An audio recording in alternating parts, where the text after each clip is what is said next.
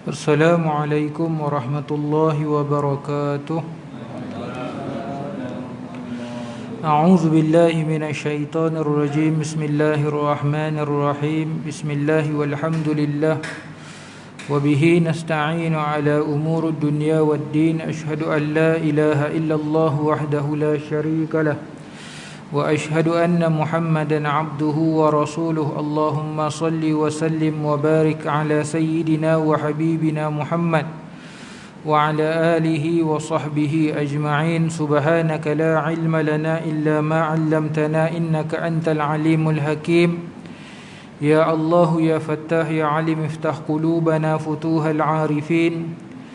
Allahumma iftah alaina fi qulubina futuhal 'arifin warzuqna fahman nabiyyin wa ilhamal malaikatil muqarrabin. Wala haula wala quwwata illa billahil aliyyil azim. Alhamdulillah, syukur pada Allah Subhanahu wa taala, sama-sama pada pagi ini masih lagi diberikan kita ruang dan peluang dengan baki umur yang ada, sama-sama dapat kita menunaikan solat subuh secara berjemaah. Dan sama-sama masih lagi diberikan kita peluang untuk duduk di dalam majlis ilmu. Mudah-mudahan kita semua mendapat rahmat, keberkatan daripada Allah Subhanahu wa taala.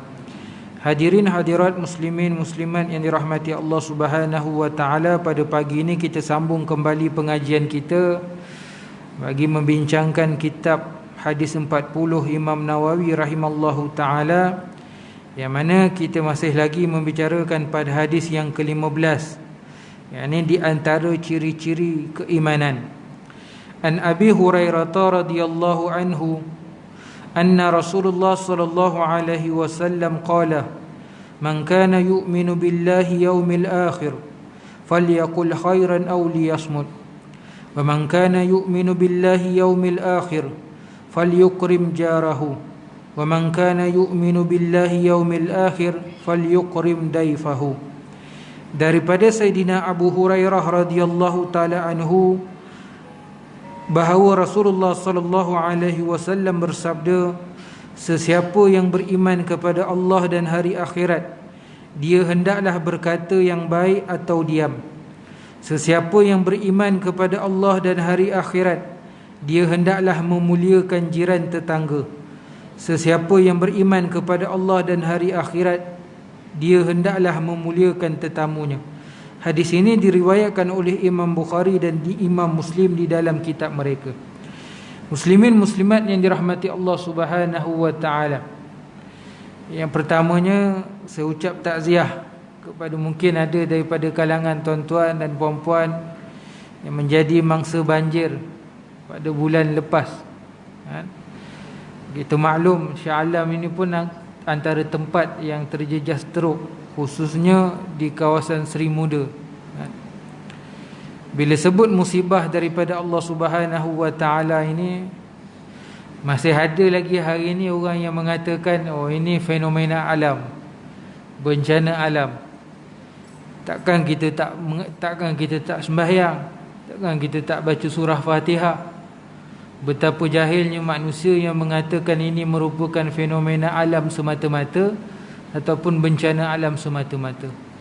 Kan dalam suratul Fatihah, surah yang 17 kali kita baca sehari semalam dalam sembahyang, tuan-tuan, setiap rakaat. Apa Allah Ta'ala sebut dalam suratul Fatihah? Alhamdulillahi Rabbil Alamin. Segala puji bagi Allah Ta'ala, Tuhan sekalian alam. Rabbal Alamin itu, Rabb itu maksudnya Tuhan yang mentadbir, yang menguruskan alam. Jadi apa yang berlaku atas muka bumi ini semuanya atas aturan daripada Allah Ta'ala. Banjir tak banjir, kemarau tak kemarau, dapat anak tak dapat anak, kahwin tak kahwin, mati tak mati, ini semua aturan Allah Subhanahu wa Ta'ala. Tidak ada satu perkara atas dunia ni yang terlepas daripada aturan Allah Subhanahu wa taala. Jadi kalau orang yang mengatakan ini fenomena alam, ini kita kata bencana alam, kan? Maka seolah-olah mereka mengatakan Allah Ta'ala tidak mampu melakukan sesuatu ke atas alam ini, Seolah-olah mereka mengatakan Allah Ta'ala tidak mampu untuk mendatangkan bencana ataupun mendatangkan kebaikan. Jadi seolah-olah dipisahkan apa yang berlaku di alam ini tidak ada kaitan dengan Allah Subhanahu wa Ta'ala. Ini hati-hati tuan-tuan. Ini akidah yang sesat menyesatkan.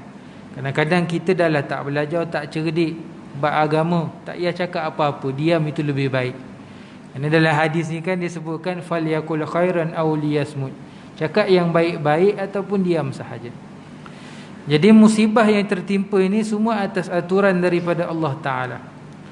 Bila sebut musibah daripada Allah, terbahagi pada 3. Yang pertama disebut dengan kafarah. Kafarah ni apa? Musibah yang tertimpa ke atas orang yang beriman, yang dia melakukan dosa, kemudian dia bertaubat kepada Allah Ta'ala. Maka kafarah itu merupakan pengampunan dosa daripada Allah Ta'ala. Ialah kita ni kadang-kadang buat kesalahan, buat kesilapan dalam kehidupan kita, kan? Yang ini kita buat dosa, kemudian kita bertaubat pada Allah Ta'ala. Allah Ta'ala datangkan bencana kepada kita sebagai penghapus dosa-dosa yang pernah kita lakukan. Yang kedua disebut dengan ibtila. Ibtila ni apa dia? Yang ni Allah Ta'ala timpakan musibah kepada orang yang beriman. Dia tak buat salah, dia tak buat dosa, tetapi dia dapat juga tempias musibah itu, terkena juga musibah. Maka Allah Ta'ala timpakan musibah untuk mengangkat darjat hamba-hambanya yang soleh, yang bertakwa. Dan diberikan ganjaran yang besar. Kenapa? Kerana kesabaran atas musibah yang tertimpa. Kita orang Malaysia ni alhamdulillah tuan-tuan. Pertama sebab apa tuan-tuan? Majoriti orang Malaysia ni orang Islam, kan? Orang Islam. Orang Islam ni macam mana ditimpa musibah dia mampu tersenyum. Macam mana ditimpa musibah dia boleh bergelak ketawa. Kenapa tuan-tuan? Kerana dia faham hakikat kesabaran ataupun hakikat, kan, ya, ini hakikat musibah yang datang daripada Allah Subhanahu wa Ta'ala. Hebat tuan-tuan. Boleh lagi kita gotong royong, tolong menolong, bantu membantu tanpa memikirkan kaum, bangsa, agama dan sebagainya tuan-tuan. Hebat orang kita tuan-tuan. Bahkan tuan-tuan, berita-berita luar negara bukan buat liputan tentang bantuan daripada kerajaan, tapi buat liputan tentang bantuan daripada rakyat kepada rakyat. Hebat tuan-tuan. Orang masyarakat kita tuan-tuan. Ini orang Malaysia tuan-tuan. Kenapa? Kita dididik dengan didikan beragama tuan-tuan. Kerana agama tu yang jadi manusia ni berlapang dada untuk bantu orang lain. Kerana dengan Islam tu kita saling tolong menolong, dengan Islam itu saling kita bantu membantu, dan sebagainya tuan-tuan. Jadi ada daripada kalangan orang soleh, orang yang bertakwa, dia tak buat kesalahan tapi dia tertimpa dengan musibah, maka itu dipanggil dengan ibtila. Yang ketiga dipanggil dengan bala. Apa maksud bala?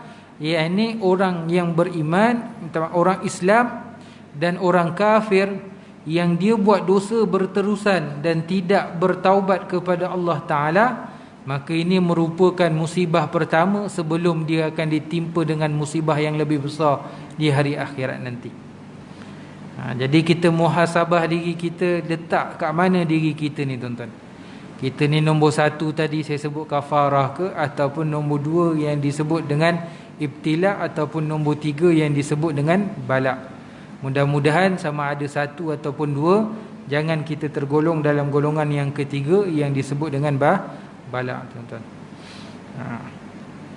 Dan saya ucap tahniah pada pihak surau. Saya tengok gambar kat Facebook tuan-tuan, dengan ada masak, bagi makan dan sebagainya, dijadikan tempat penempatan mangsa banjir tuan-tuan. Orang akan nampak tuan-tuan. Orang akan nampak surau ni, masjid ni bukan tempat sembahyang semata-mata. Kalau tuan-tuan pergi ke barat tuan-tuan, tuan-tuan pergi Eropah, tuan-tuan pergi Amerika tuan-tuan, pergi negara yang majoritinya non-Muslim, orang bukan Islam, masjid ni tuan-tuan, antara salah satu namanya dipanggil dengan community center, Muslim community center. Masuk community center tu semua orang boleh ambil ataupun masjid ataupun tempat itu boleh beri manfaat kepada ramai orang. Mungkin boleh buat majlis kenduri kahwin, tempat tuan-tuan dulu kan sebelah ni buat kenduri kahwin kan. Boleh tempat bantuan banjir, tempat penempatan sementara dan macam-macam fungsi lagi kan, yang boleh diambil manfaat daripada masjid ataupun surau tuan-tuan. Tu. Mudah-mudahan ni jadi contoh kepada orang-orang bukan Islam yang sebelum ni mereka, persepsi mereka melihat masjid surau tempat sembahyang. Masjid surau ni tempat menyemai kebencian.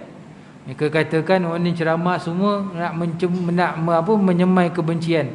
Hakikatnya kita dah buktikan masjid surau ni bukan tempat menyemai kebencian, tetapi tempat menyemai kasih sayang sesama manusia walaupun berbeza agama, berbeza latar belakang. Jadi kita sambung pada pagi ini, yang mana pada hadis yang ke-15 ini kita mengambil manfaat yang pertama, manusia dan hubungannya dengan masyarakat.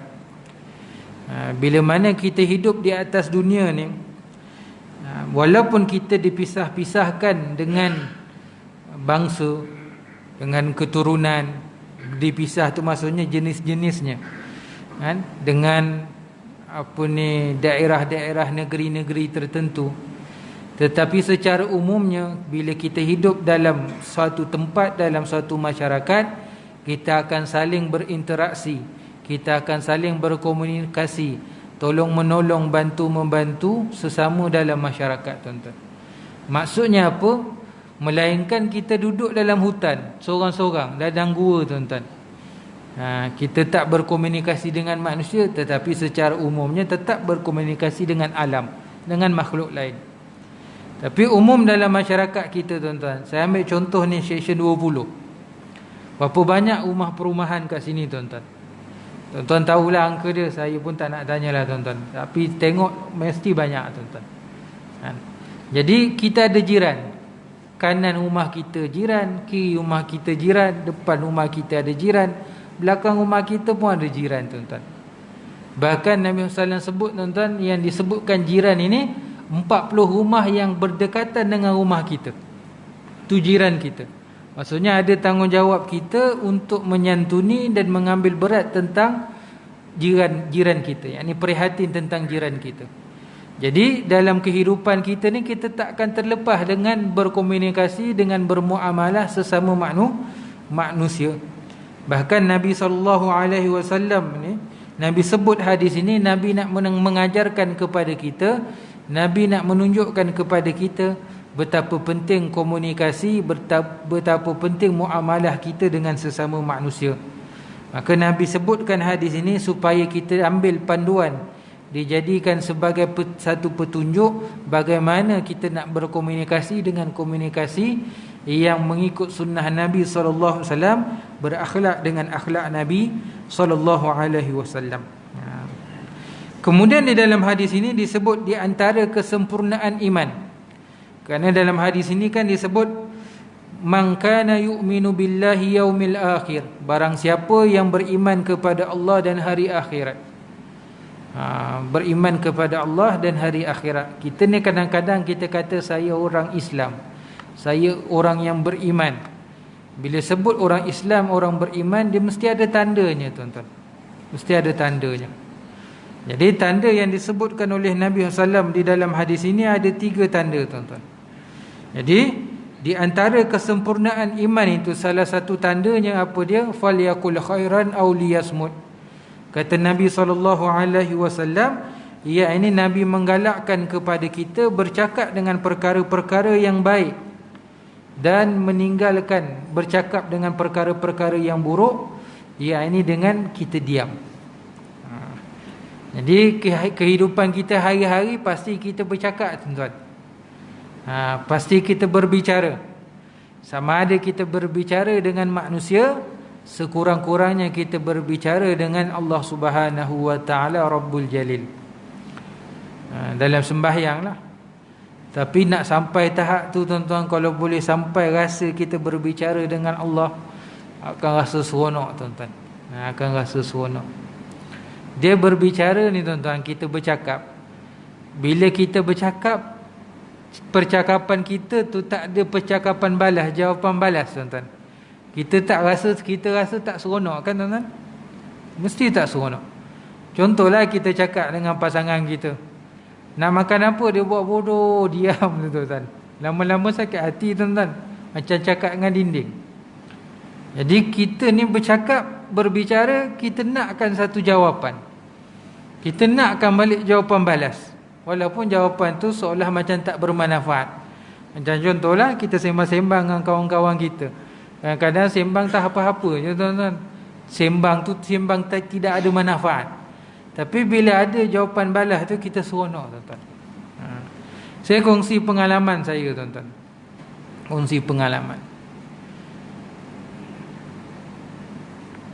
Saya pernah sebut di sini, dulu saya bawa jemaah umrah tuan-tuan. Sampai Madinah, ini kelaziman yang saya selalu buatlah. Sampai Madinah, saya sendirilah, pribadi saya seorang, saya akan ziarah makam Rasulullah. Saya akan cuba malam tu ataupun hari itu untuk masuk dalam raudah. Pengalaman. Hari pertama tak dapat, hari kedua tak dapat. Hati dah susah hatilah, tak seronok tuan-tuan. Kan? Saya doa, ya Allah, apa dosa aku ni, ya Allah, sampai aku tak boleh masuk dalam raudah, tak ada peluang masuk dalam raudah. Kita ni jangan malu dengan Allah Ta'ala.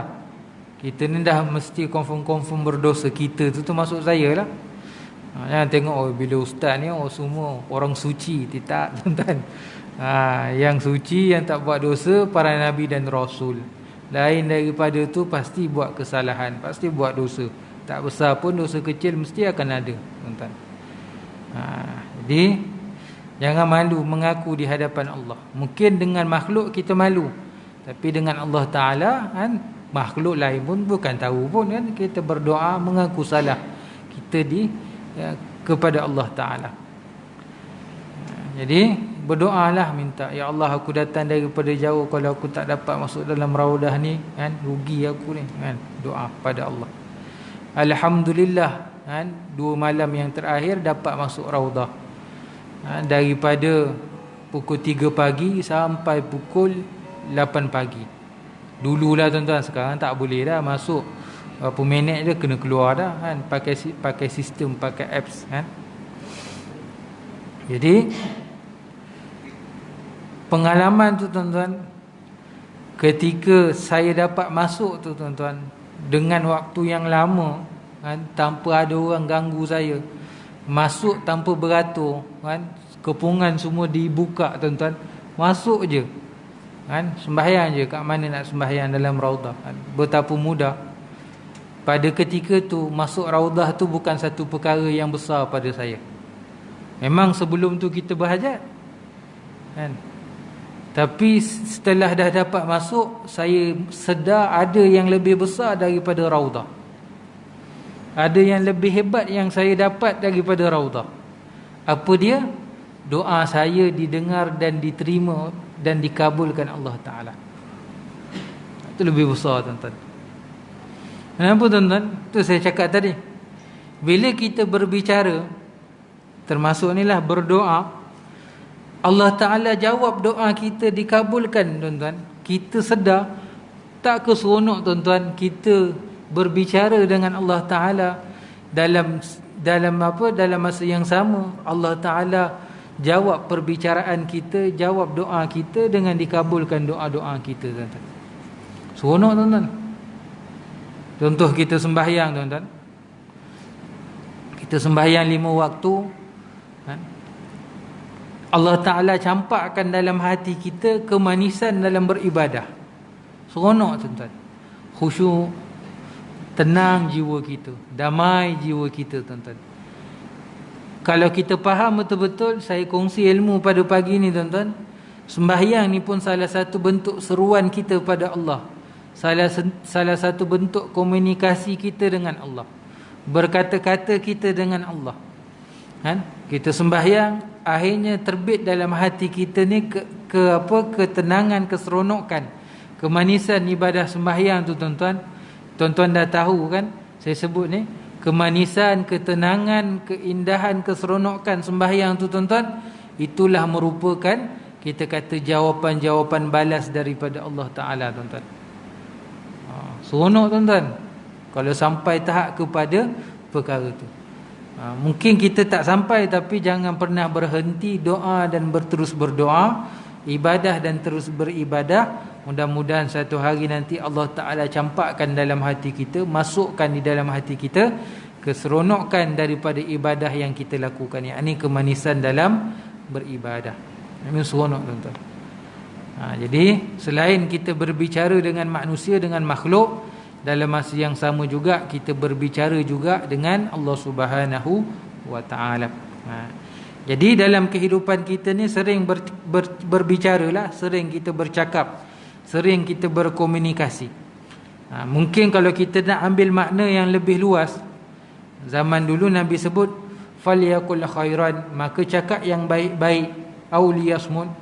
Zaman dulu tak ada teknologi macam kita, guna WhatsApp, guna Facebook, Twitter, segala macam itulah kan. Maka zaman ni zaman kita ada teknologi tu. Orang dah tak bercakap dengan mulut. Bahkan kadang-kadang duduk makan ahli keluarga, mulut tak berbicara, tapi mereka berkomunikasi, masing-masing tergelak. Bapa ataupun ayah ni WhatsApp dalam family group, cerita tentang ni benda lawak, anak beranak lain semua tengok tergelak. Sebab apa? Mereka dah tak komunikasi dengan suara, dengan mulut, tapi mereka berkomunikasi dengan teknologi, yakni dengan WhatsApp contohnya. Maka termasuk daripada hadis Nabi SAW ini, menjaga adab kita, akhlak kita, bila mana kita berkomunikasi walaupun tanpa menggunakan suara, yakni kita berkomunikasi dengan teknologi seumpama WhatsApp, Instagram, Facebook dan sebagainya tuan-tuan. Jaga adab. Jangan tulis perkara-perkara yang menyebabkan orang sakit hati. Jangan tulis perkara-perkara yang ada unsur fitnah, yang ada unsur menipu, kan? Ada unsur mengumpat. Jangan tulis-tulis perkara-perkara begitu tuan-tuan. Kena hati. Bahkan Nabi sebut di sini kan auliyasmut, atau diam. Terkadang-kadang tuan-tuan, diam itu lebih baik daripada bercakap. Walaupun kadang-kadang dituntut kepada kita untuk bercakap, menegur pada satu-satu perkara tuan-tuan. Menegur pada satu-satu perkara tuan-tuan. Kadang-kadang diam tu lebih baik. Sebab dalam berdakwah ni tuan-tuan, dakwah ini bukan kira cepat lambat. Dakwah ini kita nak capai kepada matlamat, orang akan menerima apa yang kita sampaikan, dan kita mengharapkan apa yang kita sampaikan itu menjadi hidayah kepada orang-orang yang kita dakwahkan umum. Kalaulah dakwah ini dikira dengan masa tuan-tuan, tak perlu Nabi berdakwah selama 23 tahun. 13 tahun di Mekah, 10 tahun di Madinah. Kan lebih mudah Allah Ta'ala turunkan Quran sekali sedebuk tuan-tuan, kan? Kepada Nabi Muhammad, terus campakkan, berikan hidayah terus kepada hati umat manusia. Tapi kenapa dilewat-lewatkan? Ataupun kita kata kenapa dengan peringkat-peringkat tertentu? Kerana nak menunjukkan bahawasanya kerja dakwah ini bukan satu kerja yang mudah. Dan kerja dakwah ini perlu kepada kesabaran yang tinggi. Dan kehidupan manusia ini dia ada kepada peringkat-peringkat tertentu. Contohlah kita dalam pendidikan kan ada sekolah rendah, sekolah menengah, ada universiti. Sekolah rendah pun sampai darjah 6, sekolah menengah pun sampai darjah tingkatan 6, universiti pun sampai kepada pihak peringkat PhD contoh. Ada peringkat-peringkat tertentu. Tak boleh kita terus nak masuk universiti ambil PhD tuan-tuan, darjah 1 pun tak pernah masuk. Ini sistem tuan-tuan, sistem. Jadi hikmahnya tuan-tuan, Nabi SAW ini berdakwah 23 tahun nak menunjukkan bahawasanya tuan-tuan, bukan Nabi tak reti dakwah, bukan Nabi tak pandai dakwah. Di situ pun Allah Ta'ala mengajarkan kepada kita, hidayah itu milik Allah Ta'ala. Allah Ta'ala yang akan berikan hidayah, bukan atas kemampuan kita untuk memberikan hidayah. Kita hanya menunaikan tanggungjawab berdakwah. Kita hanya menjadi sebab musabab atas dunia, tapi hakikatnya yang akan beri hidayah itu Allah Subhanahu wa taala. Jadi terkadang-kadang kita dalam sesuatu kehidupan kita ni, kadang-kadang kita lihat ada seseorang ini dia buat satu kesalahan. Adakah pada ketika itu untuk kita nak tegur? Kadang-kadang tidak perlu. Bahkan terkadang mengambil masa yang lama, daripada orang yang kita tak kenal, kita berkenalan, jadi kawan. Bila dah berkawan, saling hormat menghormati, saling mempercayai antara satu sama lain, barulah sedikit demi sedikit kita datangkan teguran demi teguran. Mudah-mudahan akhirnya dia terima teguran-teguran yang disampaikan. Ada perlu begitu tuan. Jadi tak semestinya hari ni kita nampak salah orang, hari ni kita kena hambat dia. Terkadang kita diamkan, kita lihat, kita cari jalan macam mana kita nak menegurnya, macam mana kita nak menerangkan sesuatu kebaikan kepadanya dan sebagainya.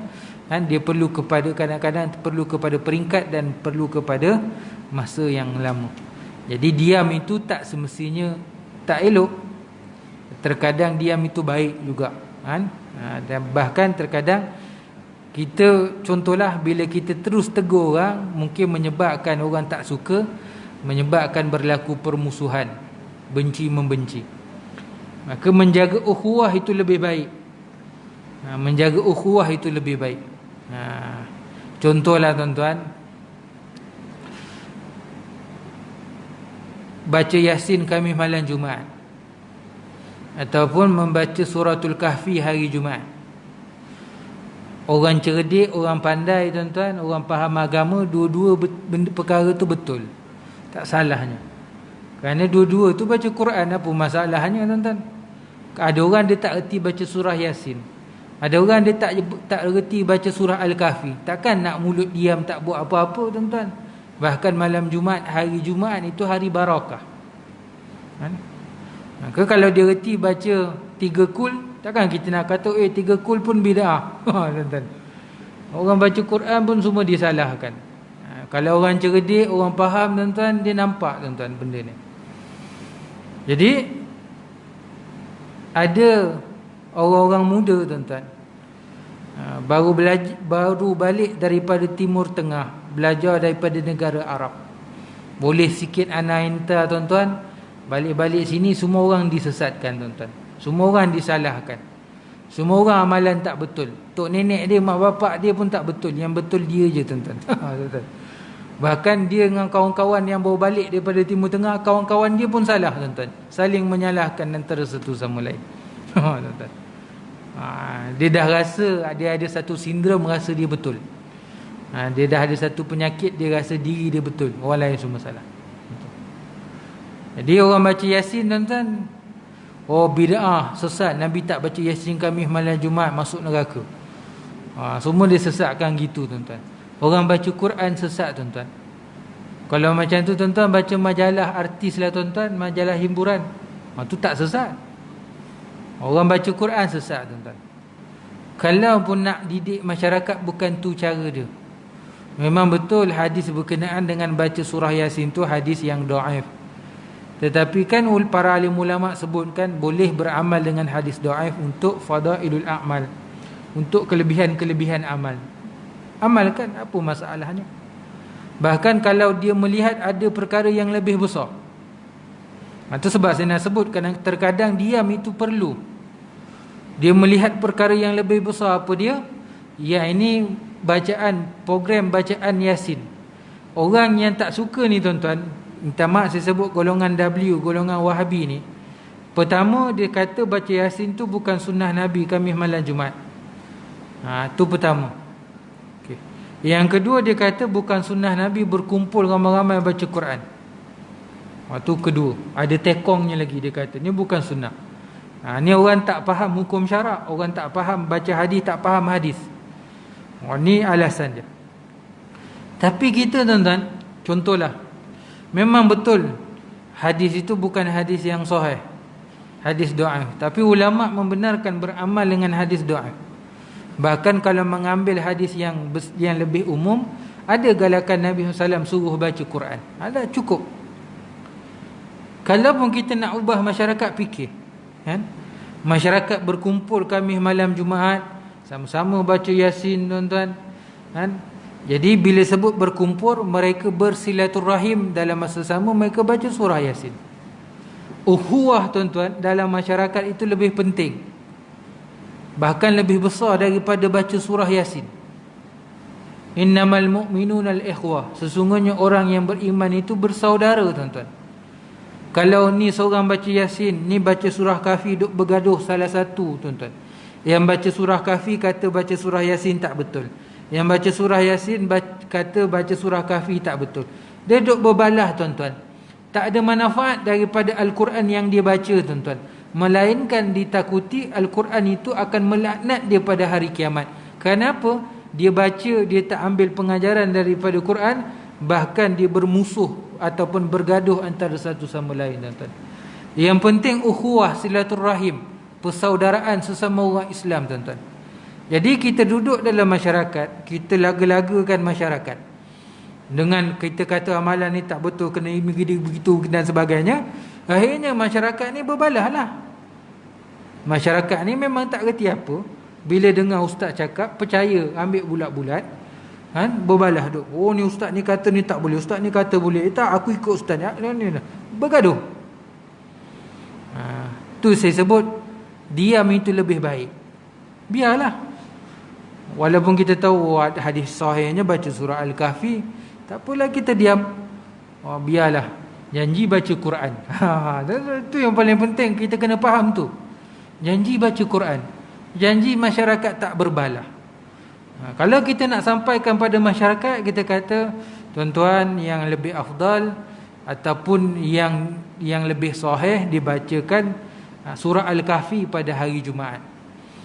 Pada hari Jumaat. Kalau tuan-tuan mampu buatlah. Kalau tak mampu, tuan-tuan mampu baca surah Yasin, itu pun lebih baik. Kerana apa? Dia termasuk daripada surah yang dalam Quran.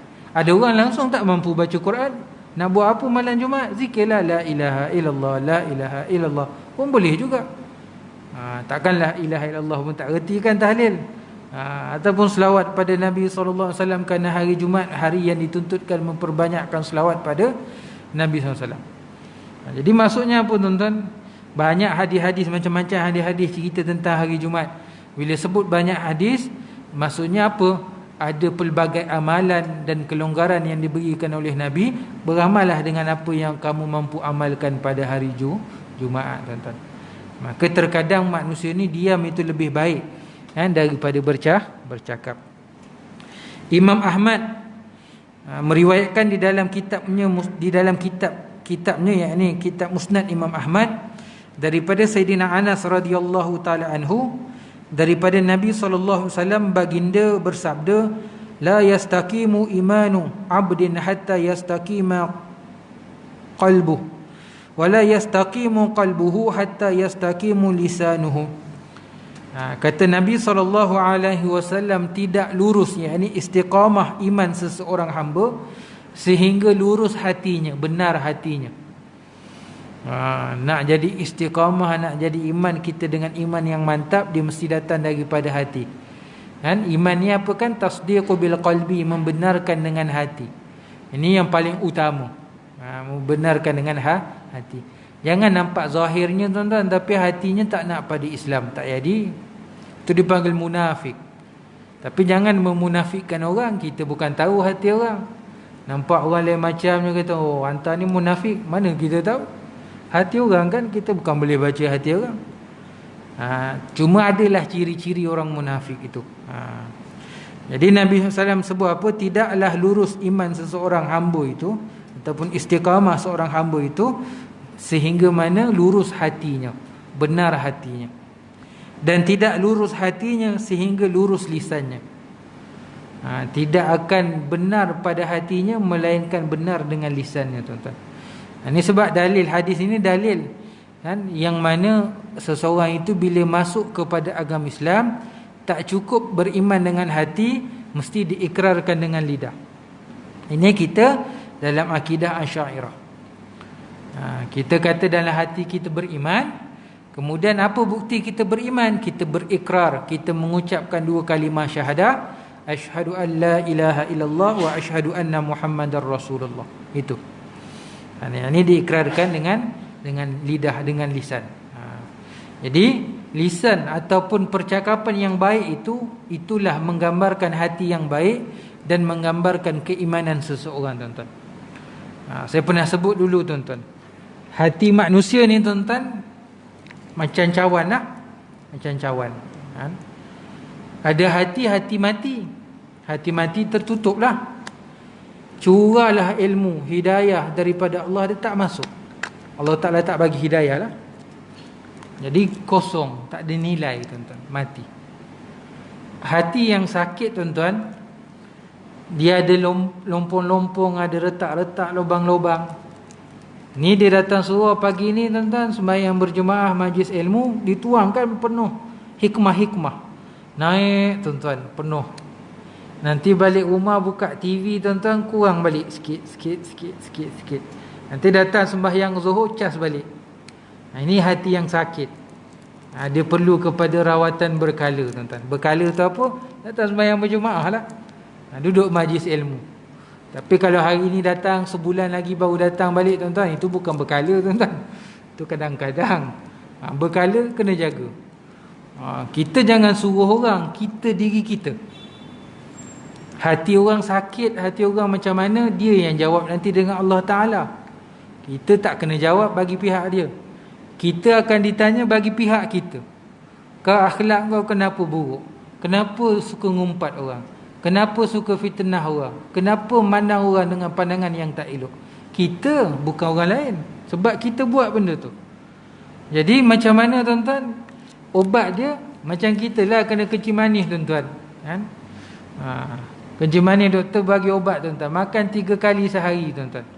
Pagi, tengah hari, petang. Makan, tuan-tuan. Ada aturan dia, berkala, tuan-tuan. Bukan makan sekali, tuan-tuan, terus baik. Tak adanya, tuan-tuan. Kena berterusan. Bahkan kadang-kadang tak baik pun, hanya mengawal, tuan-tuan. Jadi kita macam mana nak kawal hati kita, nak pastikan iman kita sentiasa kuat, maka secara berkala datanglah sembahyang berjemaah, datang duduk majlis ilmu, buat kebaikan pada orang lain dan sebagainya, tuan-tuan. Zikrullah dan sebagainya. Kemudian hati yang sihat. Hati yang sihat seumpama cawan, yang tak ada retak, tak ada lubang-lubang, lompong-lompong, dicurahkan hikmah-hikmah ke dalam cawan tu. Masuklah dalam cawan tu, sehingga sampai satu tahap, kita ambil cawan elok kat rumah kita, tuang air, tuan-tuan. Sampai dah penuh, lepas penuh apa terjadi? Melimpah. Melimpah itulah para alim ulama kata apa? Daripada hati kita dimasukkan dengan hikmah yang banyak, sehingga melimpah daripada hati kita, tuan-tuan, kepada zahir kita nampak kelakuan ataupun akhlak yang mulia. Itu. Jadi akhlak mulia itu dia akan datang daripada hati yang sihat, tuan-tuan. Jadi kalau contohlah, ini bukan mengata tapi sebagai satu contoh. Kita lihat kadang-kadang artis-artis ni kan yang belum hijrah, pakai pendek-pendek, pakai ketat-ketat, tuan-tuan. Bila ditegur kenapa pakai pakaian yang mendedah aurat, yang tak elok ni, dia kata apa? Jangan menilai kepada zahir, kepada lahiriah, tapi jangan menilai kepada zahir, tapi kita tak tahu hakikat sebenarnya hati seseorang. Sedangkan Nabi dah bagi tahu, tuan-tuan, zahir yang baik itu datang daripada hati yang baik. Maksudnya apa, tuan-tuan?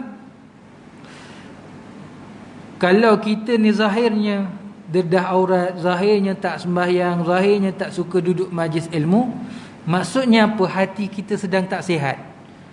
Tak sihat boleh tahan, takut-takut hati kita mati walaupun jasad kita masih hidup.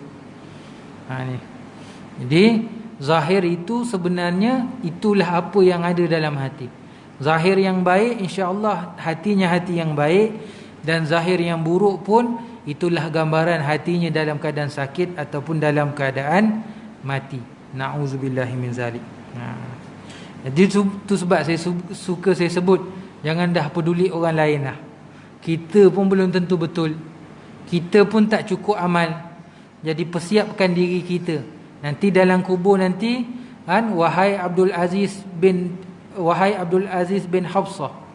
Mak saya nama Hafsah lah. Orang mati ni nanti diseru dengan nama maknya. Wahai Abdul Aziz bin Hafsah, bagaimana dosa bagaimana dosa isteri kamu, ataupun bagaimana dosa anak-anak kamu, bagaimana dosa kawan-kawan kamu. Tak tanya, tuan. Dia tanya bagaimana dengan dosa kamu. Dosa yang kita buat, bukan dosa orang lain lah tanggung, tuan-tuan. Itu. Jadi maksudnya apa, tuan-tuan? Hati kita persiapkan. Dan penutup kuliah kita pada pagi ni saya nak sebut satu, tuan-tuan. Kita ni di akhir zaman. Semua maklum, tuan-tuan. Ramai orang hari ni berbicara tentang akhir zaman, tuan-tuan. Akhir zaman ni, tuan-tuan, memang banyak fitnah. Akhir zaman ni, tuan-tuan, kalau bahasa saya nak sebut, tuan-tuan, orang jadi gila, tuan-tuan. Perangai gila-gila, tuan-tuan. Ngarut akhir zaman ni, tuan-tuan. Jadi kita di akhir zaman ni, tuan-tuan, persiapkan. Yang pertama, solat 5 waktu. Kalaupun tak berjemaah, jangan tinggal. Banyakkan baca Al-Quran, khususnya baca Suratul Kahfi, kerana Suratul Kahfi ini benteng ataupun penyelamat kita daripada fitnah akhir zaman, khususnya fitnah Dajjal. Jaga hati kita, duduk majlis ilmu, tuan-tuan.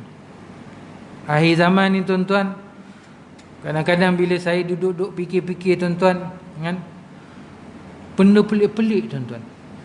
Pelik itu bukan saya kalau cakap matahari naik daripada barat, tuan-tuan, bertukar naik daripada barat, kita dah tahu dalilnya, tuan-tuan.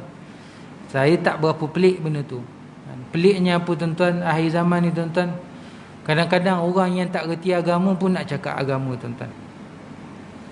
Tak reti agama pun nak cakap agama, tuan-tuan. Berani, tuan-tuan.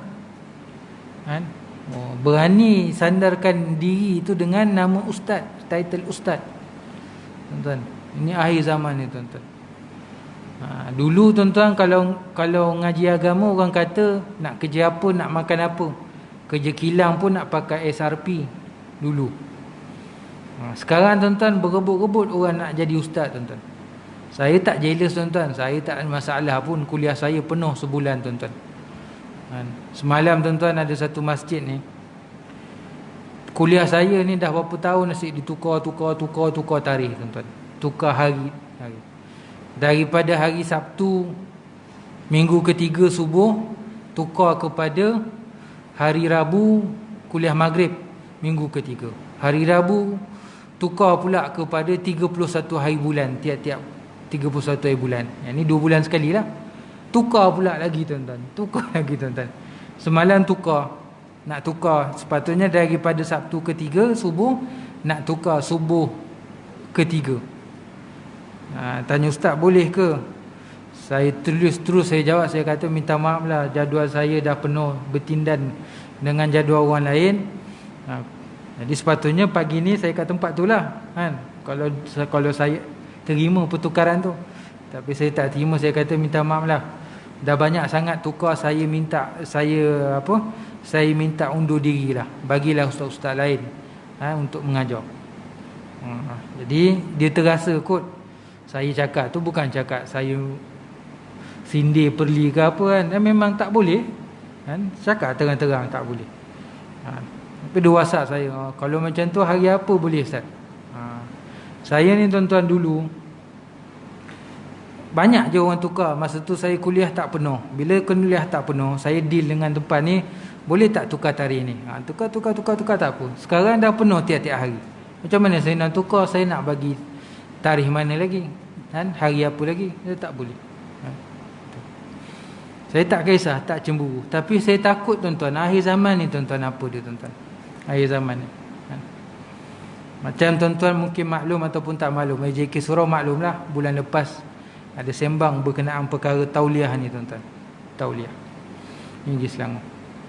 Ada orang kata, Jaiz ni tak patut, susah kami tauliah ke apa semua. Mana ada susah? Susah tu bila orang tak ada ilmu, bila pergi temu duga tak boleh jawab, susah. Memang susah lah, dia tak belajar. Kemudian memandai-mandai pula, ada pula ahli jawatan kuasa masjid surau duk pergi panggil orang tak ada tauliah. Tuan-tuan, mungkinlah ahli surau ni boleh jadi contoh pada surau lain, masjid lain. Tanggungjawab amanah tuan-tuan. Tanggungjawab amanah. Bila masjid surau nak panggil penceramah, nak panggil pengkuliah, paling kurang pun dia ada tauliah negeri lain. Maksudnya dia diiktiraf lah. Maksudnya dia boleh mengajar.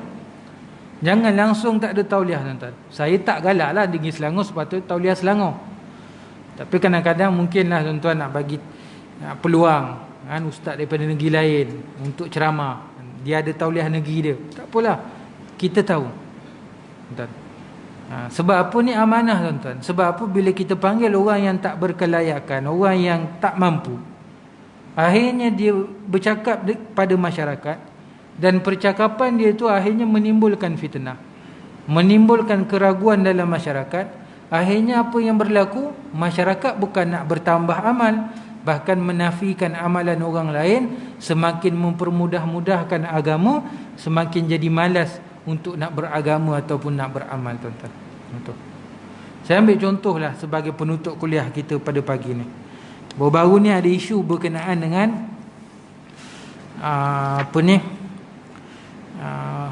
duk pergi cuci kuil tuan-tuan, rumah ibadah agama lain tuan-tuan. Rumah ibadat agama lain tuan-tuan. Senang ceritalah, kita Malaysia ni mazhab Syafi'i. Mazhab Syafi'i kan? Kemudian 3 mazhab Syafi'i, Maliki dengan Hambali, 3 mazhab ni mengatakan hukumnya haram. Tak boleh. Kerana dia termasuk dengan perkara tolong-menolong dalam perkara maksiat. Dan maksiat yang paling tinggi, dosa yang paling besar, iaitu mensyirikkan Allah Ta'ala. Jadi tak cukup orang ke tuan-tuan, puak-puak Hindu ni, minta maaf tuan-tuan, ataupun orang kafir ni, cukup tuan-tuan, biarlah dia basuh. Kita jangan campur, dan tak dia lah, dia punya pasal lah. Kan dia jelaskan, lakum dinukum waliyadin, bagi kamu agama kamu kan, dan bagi aku agama aku. Maksudnya kau dengan cara kau dah terpulang, pergilah basuh. Kalau dia susah dari segi manusiawi, rumah dia tak apa, bukan dia punya tokong kuil. Kalau dia tak cukup makan, kita bagi makan, tak apa, tak ada masalah. Itu kita bantu dari segi sudut manusiawi. Tapi dari segi sudut sampai dah nak pergi cuci kuil, sampai nak pergi cuci patung-patung dia, nak lap-lap, itu dah mengaut tuan-tuan. Itu dah mengaut. Jadi ada juga yang nak bercakap, nak menghalalkan perkara ni tuan-tuan. Memang betul ada satu mazhab, dia panggil mazhab Hanafi, membenarkan. Tapi kena teliti betul-betul yang dibenarkan tu apa alasan dan hujah dia. Kita ni sepatutnya para pendakwah ni sepakat, bila sampaikan pada masyarakat, tegur. Kalau benda dah berlaku atas kejahilan, mudah Allah Ta'ala maafkan, tak ada isu. Sama-sama cakap, oh ni tak boleh, itu rumah ibadah orang bukan Islam, biar mereka selesaikan, itu urusan mereka. Kita orang Islam dengan cara kita orang Islam sahaja, itu sahaja. Tapi bila kita tegur, ada pula yang membela. Oh ni mazhab lain. Ini bukan isu nak cerita bela perbezaan mazhab. Ini berkenaan dengan akidah umat Islam. Dia perlu kepada kesatuan umat Islam. Jangan sampai satu masa dan seketika nanti, bila ada orang Islam yang murtad, orang Islam yang keluar daripada agama Islam, kita marah. Tapi nanti ada orang Islam yang lain kata, ini hak asasi dia sebagai seorang manusia, dia berhak untuk memilih agama dia. Nanti akhirnya apa yang berlaku tuan-tuan? Orang-orang yang tak nak kepada Islam akan didokong, ataupun akan mendukung orang-orang yang bercakap sesuka hati tanpa dengan basic agama yang jelas. Wallahu ta'ala a'lam. Mudah-mudahan sedikit apa saya sampaikan pada pagi ni, sikit sebanyak jadi panduan untuk kita bersama. Saya lupa satu perkara tuan-tuan. Disebab banjir ni tuan-tuan, ada setengah masjid dan surau buat satu inisiatif untuk kumpul Quran yang dah Quran ataupun buku agama yang rosak disebabkan banjir. Pengalaman saya tuan-tuan, beberapa tempat saya pergi tengok tuan-tuan, saya sedih menangis tuan-tuan. Yang dibuang tuan-tuan, yang hendak dilupuskan tu tuan-tuan, 70 ke 80% Quran yang masih elok tuan-tuan. Saya pergi selamatkan, ambil agih siapa yang nak tuan-tuan. Ada satu tempat tu saya pergi tengok-tengok dah kena angkat tuan-tuan. Menangis saya tuan-tuan. Kalaulah perkara tu contoh surau nak buat lupus Quran, surau tak salah. Tapi masyarakat saya bagi tahu, jangan termasuk daripada kalangan orang yang buang Quran. Kalau masih elok simpan. Kan? Kalau tak nak pun tuan-tuan, mungkin saya boleh cadang pihak surau buat satu rak kat luar. Kan? Selalunya buat untuk hari Jumaat, bagus tuan-tuan, kerana ramai orang. Kan? Quran untuk dihadiahkan. Jadi siapa yang nak, tak payah belilah, ambil kat luar tuan-tuan. Jangan wakaf dah tak boleh bagi pada orang lain. Jadi Quran, kalau tuan-tuan rasa kat rumah banyak sangat Quran, dah hafal 30 juzuk, tak perlu melihat kepada Quran. Kan? Tuan-tuan lap elok-elok, bersih. Kan? Nanti masjid, tanya pihak masjid pun jangan bagi je letak tuan-tuan, habis semua dia longgok sini. Kontrol, kawal. Ni kita bulan ni contohlah kita ambil 100 letak depan. Nanti letak iklan hari Jumaat bagi pengumuman, siapa perlu kepada Quran boleh ambil percuma di luar tu. Ini bukan wakaf, boleh bawa balik rumah, ambil lah. Jangan dilupuskan tuan-tuan. Macam saya sebutlah, ditakuti kita termasuk daripada kalangan orang yang benci, tak nak kepada Quran, buang Quran elok-elok. Saya ada satu tempat tu saya ambil tuan-tuan. Memang Quran tu memang didesainnya, dia punya kulitnya tu, Quran nak buat hantaran, cantik tuan-tuan. Saya cakap dengan pihak masjid, saya kata saya nak ambil boleh tak? Masjid kata ambil lah. Kan? Saya ambil tuan-tuan. Padahal saya belum nak menikah lagi tuan-tuan. Tidak ada jadi hantaran. Memang cantik tuan-tuan. Sedih saya tengok orang buang. Elok. Kalau dah banjir, dah basah tuan-tuan, dakwat dah hilang ke apa, kita faham. Tapi kalau masih elok tuan-tuan, bila letak kat situ, itulah gambaran betapa hatinya tak nak pada Al-Quranul Karim tuan-tuan. Jadi kalau ada berlaku tuan-tuan, tuan-tuan pernah buat, pergi cari balik, pergi ambil balik tuan-tuan. Jangan buang-buang gitu. Kalau dah terlepas, terhilang, taubatlah pada Allah. Nescaya Allah Ta'ala ampunkan dosa insya-Allah. Wallahu ta'ala a'lam. A'udzubillahi minasyaitonirrajim. Bismillahirrahmanirrahim. Alhamdulillahi rabbil alamin, wassalatu wassalamu ala sayyidil mursalin sayyidina wa maulana Muhammad wa ala alihi wa sahbihi ajma'in. Allahumma nawwir qulubana binuri hidayatika kama nawatal arda binuri syamsika wal qamarika abadan abada birahmatika ya arhamar rahimin. Ya Allah, ya Tuhan kami, limpahkanlah cahaya hidayah dalam hati kami seperti mana cahaya matahari dan bulanmu selama-lamanya dalam kerahmatan, keberkatan dan pengampunanmu ya Allah. Ya Allah, ya Tuhan kami, ampunkanlah dosa kami, ampunkanlah dosa kedua ibu bapa kami, ampunkanlah dosa kedua ibu bapa mertua kami, ampunkanlah dosa pasangan kami, ampunkanlah dosa anak-anak kami, ampunkanlah dosa seluruh ahli keluarga kami yang dekat maupun yang jauh. Ampunkanlah dosa jiran-jiran dan sahabat-sahabat kami. Ampunkanlah dosa guru-guru kami. Ampunkanlah dosa seluruh umat Islam. Ampunkanlah dosa orang-orang yang khianat dan melakukan kezaliman ke atas kami. Ya Allah, ya Tuhan kami, jadikan akhlak kami seindah akhlak Nabi SAW, supaya mana boleh dicontohi. Ya Allah, ya Tuhan kami, jadikan kami orang yang kuat dan taat beribadah kepadamu ya Allah. Ya Allah, ya Tuhan kami, kurniakan kepada kami kemanisan dalam menuntut ilmu dan beribadah kepadamu ya Allah. Kurniakan kepada kami istiqamah dalam menuntut ilmu dan beribadah kepadamu ya Allah. Ya Allah, ya Tuhan kami, andainya daripada kalangan kami yang sakit, Engkau sembuhkanlah ya Allah. Andainya daripada kalangan kami yang miskin, Engkau kayakanlah ya Allah. Andainya daripada kalangan kami yang sempit, Engkau luaskanlah ya Allah. Andainya daripada kalangan kami yang susah, Engkau permudahkanlah ya Allah. Andainya daripada kalangan kami yang sengsara, Engkau bahagiakanlah ya Allah.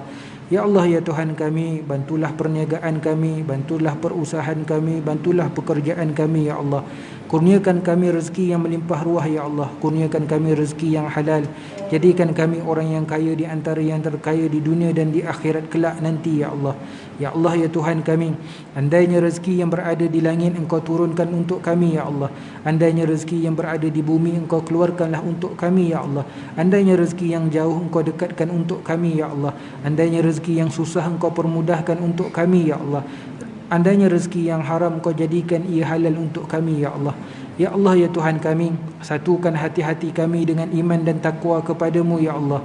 Jauhkan kami daripada perpecahan, jauhkan kami daripada umpat mengumpat, jauhkan kami daripada keji mengkeji, jauhkan kami daripada adu domba, jauhkan kami daripada hina menghina, jauhkan kami daripada fitnah memfitnah.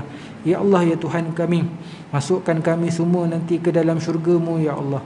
Ya Allah ya Tuhan kami, kurniakan kami zuriat yang soleh dan solehah yang akan menjadi saham akhirat kami kelak nanti ya Allah. Ya Allah ya Tuhan kami, dengan keberkatan kami menuntut ilmu pada pagi ini ya Allah, dengan keberkatan Nabi-Mu ya Allah, dengan keberkatan asma'-Mu ya Allah, kabulkanlah segala doa hajat dan permintaan kami yang telah kami doa dan hajatkan, yang sedang kami doa dan hajatkan, dan yang akan kami doa dan hajatkan ya Allah. Rabbana atina fid dunya hasanah wa fil akhirati hasanah wa qina azabannar. وصلى الله على سيدنا محمد وعلى آله وصحبه وبارك وسلم والحمد لله رب العالمين. السلام عليكم ورحمة الله وبركاته.